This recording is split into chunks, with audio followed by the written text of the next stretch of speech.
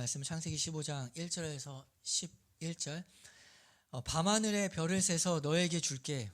밤하늘에 별을 세서 너에게 줄게 라는 제목으로 하나님 말씀 나누겠습니다.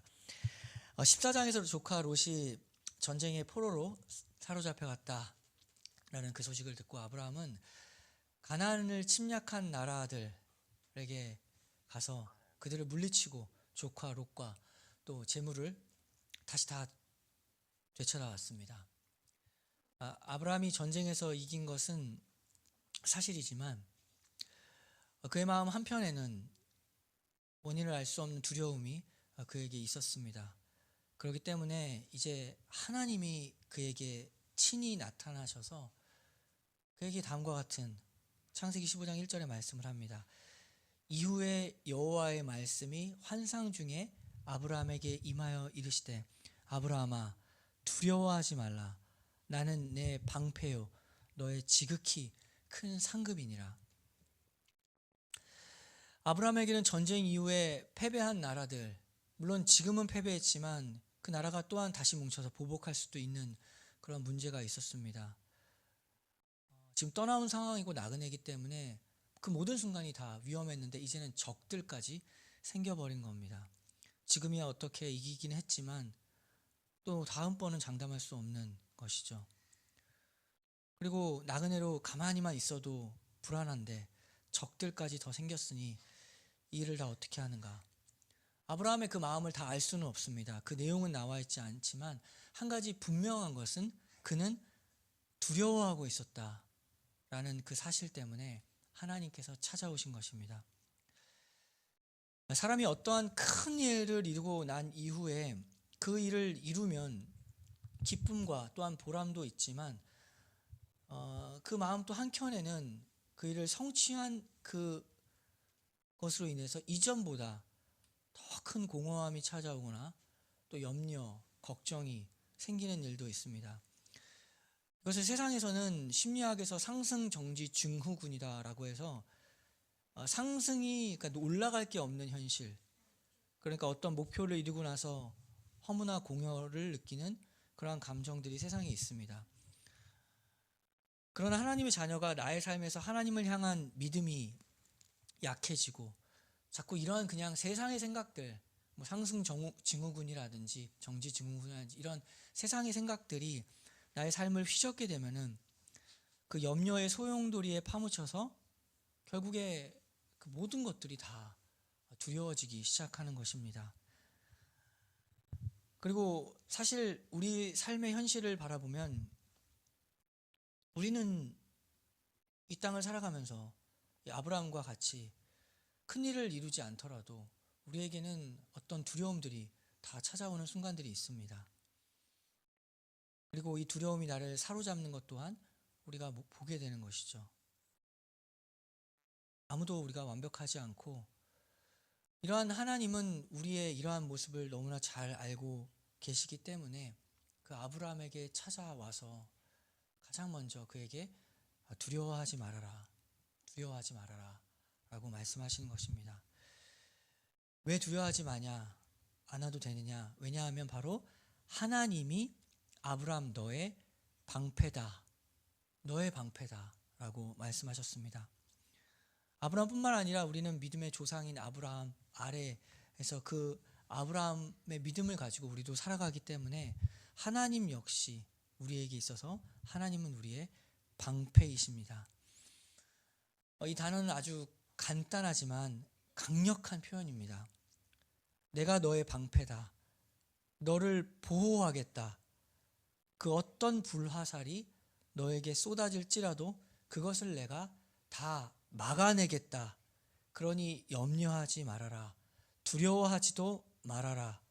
하나님이 이렇게 오늘도 우리에게 말씀하십니다. 그런데 한 가지 또 기억할 것은 우리가 잘 알고 있듯이 방패가 무엇이냐? 방패는 기본적으로 방어용 무기입니다. 공격용 무기는 아니죠. 방패는 기본적으로 방어용 무기다. 근데 방어는 언제 하냐면 누군가 나를 공격할 때 방어를 합니다. 아무도 공격하지 않는데 가만히 있는데 혼자 방어한다고 하는 것은 이상한 거죠. 그러니까 방어해준다, 방패다라는 말의 전제가 무엇이냐면 공격이 있다라는 말입니다. 아브라함의 삶 속에서, 그리고 우리의 삶 속에서 방패가 필요한 순간이 있다. 결국에 아브라함의 인생뿐만 아니라 우리의 인생이 전쟁과 같다는 이야기입니다. 내가 너의 방패다라고 하는 것은 지금 어떤 상황인지를 말해주는 것입니다. 우리는 세상의 공격, 또 그 세상을 움켜쥐고 있는 마귀의 공격을 매일매일 하루도 빠지지 않고 받고 살아갑니다. 하나님의 자녀는 우리의 일상이 전쟁입니다. 신앙생활, 사실 전쟁과 같은 것입니다. 나의 믿음을 무너뜨리려 하고, 그리고 세상을 한순간도 포기하지 않고 하나님과 나의 관계를 멀어지게 하려는 그 일들이 매일매일 삶 속에서 아주 자연스럽게 우리에게 벌어지고 있습니다. 여러 번 마귀에 대해서 얘기한 적이 있는데, 우리가 마귀를 경계해야 하는 이유가 무엇이냐면 마귀는 언제나 전성기라는 사실이죠. 연예인도 인기가 있고 인기가 떨어질 때가 있는데 마귀는 항상 전력 질주를 다해서 오늘도 뛰어다니고 있습니다. 특히 사람의 마음이 염려나 걱정이 들어올 때, 그 두려움이 들어오게 되면은 거기에 사람의 마음의 틈이 열리게 됩니다. 그래서 그 마귀는 그것을 보고 있다가 그 틈을 놓치지 않고 그 틈을 찾아서 구하고 다니고 있습니다. 베드로전서 5장 7절을 보면 너희 염려를 다 주께 맡기라, 이는 그가 너희를 돌보심이라. 근신하라, 깨어라, 너희 대적 마귀가 우는 사자같이 두루다니며 삼킬 자를 찾는다고 했죠. 근데 그 바로 9절에서 그 삼킬 자를 찾는데 염려가 등장합니다. 염려가 우리의 마음을 딱 틈을 버리게 하는 그 신호가 되기 때문입니다. 그래서 그걸 보고 마귀가 들어간다는 거죠. 그래서 너희는 믿음을 굳건하게 하여 그를 대적하라, 이는 세상에 있는 너희 형제들도 동일한 고난을 당하는 줄 알미라. 염려, 그리고 불안, 두려움, 지금 아브라함이 느꼈던 두려움들, 이것이 사람의 마음에 틈을 벌리게 됩니다.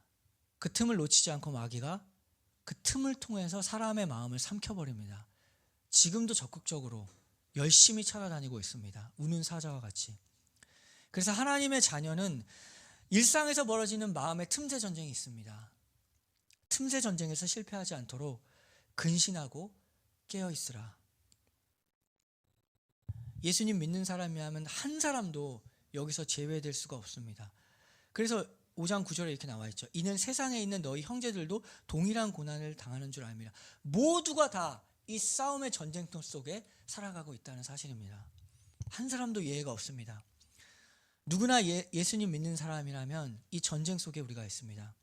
그래서 하나님의 자녀를 표현할 때 우리를 또한 뭐라고 부르죠? 그리스도의 군사라고 부릅니다. 전쟁터 나간 군인과 같이 이 세상과 또 마귀의 물결에 대하여 싸우기 위하여 우리가 부르심을 받았다. 가장 먼저 마귀가 공략하는 것은 가장 먼저 우리의 마음입니다. 왜냐하면 마음이 생명의 근원이기 때문에 그 마음을 공략하면 사람은 무너지게 되어 있죠. 그래서 무릇 지킬 만한 것보다 더욱 내 마음을 지키라. 생명의 근원이 이에서 남이니라. 한 사람의 마음을 쳐버리면은 그 사람이 정말 죽음으로 가게 되는 연결점이 되는 것입니다. 그러나 하나님의 자녀에게 있어서 소망이 있는 것은 그 마음에 누가 있느냐? 하나님의 자녀의 마음에 성령님이 함께 하시고 오늘 말씀과 같이 하나님이 우리의 방패이시기 때문에 우리는 두려워하지 않는 것입니다. 우리가 그 방패 안에 있다. 세상의 수많은 공격들이 매일 우리를 누르고 마음을 짓누르는 말들이 오고 가고 있는 이 현실 속에서 우리는 안전합니다. 하나님이 우리의 방패이시기 때문에 그렇습니다. 그뿐만이 아니죠. 하나님은 또한 아브라함에게 이렇게 말씀하셨습니다. 바로 나 자신이 너에게 있어서 지극히 큰 상급이다. 내가 너의 큰 상급이다. 상급이 뭘까요? 상 주는 거. 잘하면 상 주는 선물입니다. 사실 안 줘도 되죠. 그냥 잘했다라고 말만 해도 되는데 상급을 준다는 것은 그 사람에게 선물을, 그 일에 대한 선물을 주는 겁니다. 그런데 하나님이 그에게, 아브라함에게 무엇을 주셨는가? 바로 자기 자신을 선물로, 상으로 주겠다. 하나님이 너의 것이다 라는 겁니다. 근데 왜 이것이 지극히 큰 상급이냐? 왜냐하면 지극히 높으신 하나님을 주기 때문에 그 상급은 지극히 큰 상급입니다. 바로 하나님, 나 자신이 너에게 선물이 된다. 나는 너의 하나님이다. 수많은 왕들이 있고 지극히 높으신 그 하나님이 그냥 따로 존재하는 게 아니라 바로 그 하나님이 너의 것이다. 너의 하나님이다. 라고 말씀하셨습니다. 바로 너의 하나님이다. 이 세상의 가장 높은 권위라고 불리우는 이 세상의 왕들, 또 그 왕들에게 눌려 있어서 어쩔 때는 자기의 힘으로 어쩔 수 없는, 또 변하지 않는 현실 앞에서 바로 너의 하나님을 바라보라. 너의 하나님. 이 세상이 두려워하지 않는 이유는 그 너의 하나님이 가장 지극히 높으신 곳에 계신 능력의 하나님이기 때문입니다. 가장 높으신 곳에서 모든 것을 아시며 모든 것을 다스리시는 그 하나님이 바로 우리의 하나님입니다. 우리가 너무나 쉽게 쓰는 말, 나의 하나님. 이것이 얼마나 큰 말입니까? 나의 하나님이라는 표현. 어떻게 너의 하나님, 나의 하나님이라는 표현을 쓸 수가 있는가? 하나님이 우리에게, 하나님 자신을 우리에게 주셨습니다. 자기 자신을. 때때로 우리의 일상을 바라보면 오늘날에 참 한국 경제 상황이 안 좋고 자영업이 무너지고 있고 그 여파 속에 우리도 같이 있습니다. 막상 일을 그만두면 어떻게 할 것인가? 어떻게 먹고 살아가야 하는가? 딸린 식구도 있고 생계는 어떻게 유지해야 되는가? 무슨 뾰족한 대책이 있는 것도 아닌데 그렇게 현실적인 두려움이 밀려올 때마다 우리가 바라봐야 할 것은 하나님이 있다는 사실입니다. 하나님이 바로 너의 하나님이다 라는 이 사실을 믿는 겁니다. 그렇다고 아브라함이 과연 믿음의 조상이죠. 그냥 막무가내로 믿습니다 이렇게 맹목적인 신앙으로 흘러간 것이 아닙니다. 아브라함의 이 여정을 보면은 아주 믿음의 구체적인 요소들이 들어 있습니다. 아브라함이 어떻게 하냐면 그렇게 약속을 주셨는데 아브라함은 그 믿음이 과연 무엇인가? 하나님의 약속이 무엇인가? 현실을 그냥 도피하는 것이 믿음인가? 그리고 현실을 무시하는 것이 과연 믿음인가? 그렇지 않았습니다. 아브라함은 안 되는 게 있으면 안 된다고 주님께 물어봤습니다. 이해가 가지 않는 것과 의심하는 것은 전혀 다릅니다. 우리는 의심하는 신앙이 아니라 이해를 추구하는 신앙이죠. 의심과 이해를 추구하는 신앙은 전혀 다른 것입니다. 야고보서 1장 5절에 보면 너희 중에 누구든지 지혜가 부족하거든 모든 사람에게 후히 주시고 꾸짖지 아니하시는 하나님께 구하라. 그리하면 주시리라. 하나님의 약속을 믿지만 지혜가 부족한 겁니다. 그렇기 때문에 내가 이 상황이 이해가 되지 않는 겁니다. 그러면 물어봐라. 그러면 꾸짖지 않는다. 물어보는 것에 대해서 하나님 전혀 꾸짖지 않고 대답해 줄 것이다. 그래서 오직 그 이하에 오직 믿음으로 구하고 조금 더 의심하지 말라. 지혜가 부족한 것과 의심하지 말라는 다른 거라는 거죠. 완전히 다른 겁니다. 의심하는 자는 마치 바람에 밀려 요동하는 바다 물결 같으니 이런 사람은 무엇이든지 죽게 얻기를 생각하지 말라. 지금 아브라함은 의심한 게 아니라 상황이 지금 자식이 없는데 어떻게 이해해야 될까요? 하나님께 물어보는 것이죠. 마음에 하나님의 약속이 있습니다. 그런데 이해가 가지 않고 자기 지혜가 부족한 상황. 그래서 하나님께 묻는 사람, 그 사람을 하나님이 꾸짖지 아니하십니다. 질문하고 확인하는 것. 하나님께서 아브라함에게 너 왜 못 믿어라고 야단치지 않으셨습니다. 오히려 기도하는 그 사람에게 응답을 주실 것입니다. 그러나 의심은 다르죠. 의심은 말 그대로 하나님의 약속이라는 것이 내 마음에 있고, 또 하나 의심, 마음에 또 하나가 들어온 것, 그 두 가지가 동시에 들어오기 때문에 내 마음의 조종사가 둘입니다. 그러니까 흔들리는 것이죠. 흔들리고 요동치게 되는 일, 바람에 흘러가는 그 물결과 같다. 이것은 다른 것이다. 아브라함은 하나님의 약속을 믿었지만 그냥 맹목적으로 그냥 믿습니다. 왜 믿습니다 이렇게 나오는지 모르겠지. 그냥 맹목적인 것이 아니라 그의 지혜가 부족했기 때문에 하나님께 물어봤습니다. 창세기 15장 2절을 보면 아브라함이 이르되 주 여호와여 무엇을 내게 주시려 하나이까? 나는 자식이 없사오니 나의 상속자는 이 다메섹 사람 엘리에셀이니이다.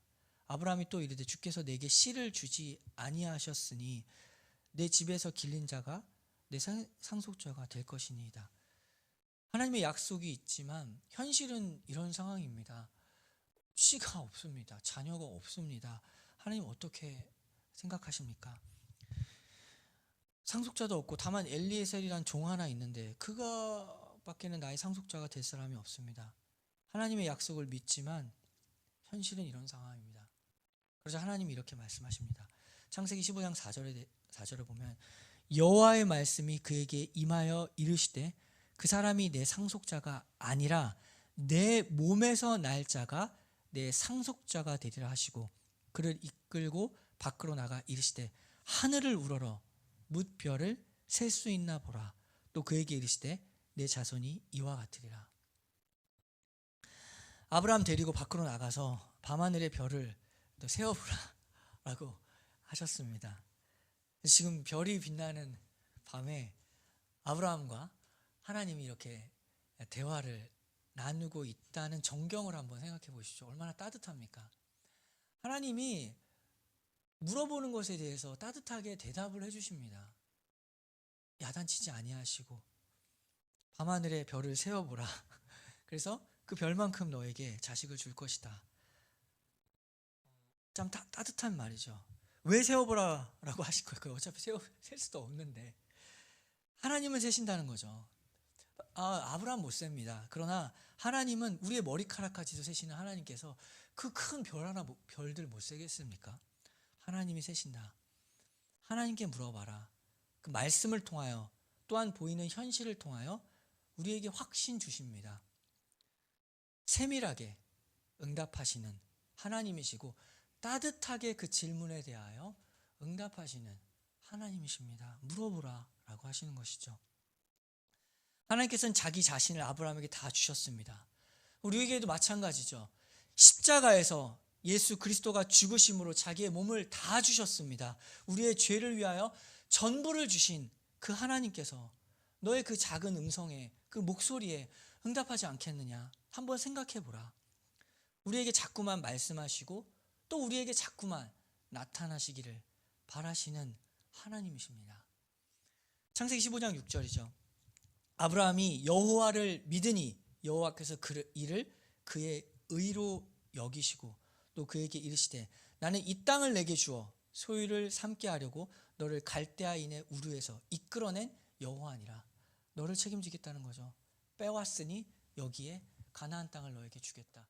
나오게만 하고 책임지지 않는 하나님 아니다.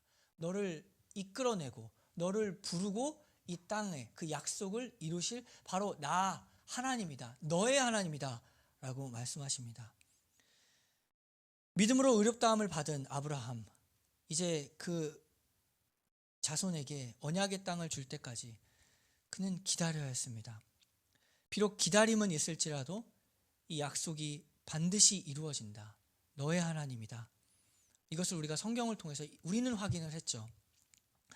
하나님의 지혜를 따라 또 하나님의 때를 따라 또 하나님의 방법으로 약속을 이루시는 하나님이십니다. 그 기다림 가운데서 우리는 한 가지 우리에게 요구되는 것, 아브라함을 부르신 것처럼 선한 일을 시작하신 그 하나님이 반드시 끝까지 그 일을 이루실 것이다 라는 믿음과 소망을 가지고 살아가라 라고 주님께서 말씀하십니다. 빌립보서 1장 6절이죠. 너희 안에서 착한 일을 시작하신 이가 그리스도 예수의 날까지 이루실 줄을 우리는 확신하노라. 우리의 인생도 마찬가지고 또한 우리 시냇물 교회도 마찬가지입니다. 가장 착한 일 뭘까요? 주님 기뻐하시는 일, 오직 하나님께 영광을 돌리는 일. 그것을 위해서 우리를 부르셨고 우리를 살아가게 하셨습니다. 또 우리 시냇물 교회가 그것을 위해 하나님의 영광을 위해 모이게 하셨습니다. 우리는 오직 예수 그리스도를 바라보고 교회의 머리 대신 예수 그리스도를 높이 찬양하는 그 일에 우리의 마음을 써야 합니다. 그 기다림의 시간 동안에 우리는 모든 것을 다 주님께 맡기고 오직 하나님 믿고 하나님만 믿음으로 의롭다함을 받는 아브라함과 같이 믿음으로 살아가는 우리가 되기를 바랍니다. 현실적인 고민과 어려움이 있죠. 되는 일과 안 되는 일이 있습니다. 또 풀리지 않는 일, 또 열리지 않는 일들 다 주님께 가져와서 물어보라. 지혜가 부족하거든 어떻게 해야 될지 모르겠거든 하나님께 물어보라. 아브라함에게 별을 생각하게 하신 것과 같이 하나님께서 자세하고 또한 자상하게 말씀하신다. 바로 나의 하나님, 우리의 하나님이시다. 그 하나님이 응답하시고 또한 확신을 주시며 가장 좋은 길, 가나안 땅으로 인도하는 가장 빠르고 가장 유익한 길, 가장 좋은 길로 인도하실 것이다. 바로 너의 하나님이 그렇게 인도하실 것이다. 우리에게 말씀하십니다. 그 하나님 믿고 모든 순간들 가운데 하나님께 나아와 기도하며 또 소망을 가지고 믿음으로 살아가는 우리가 되기를 바랍니다. 함께 기도하겠습니다.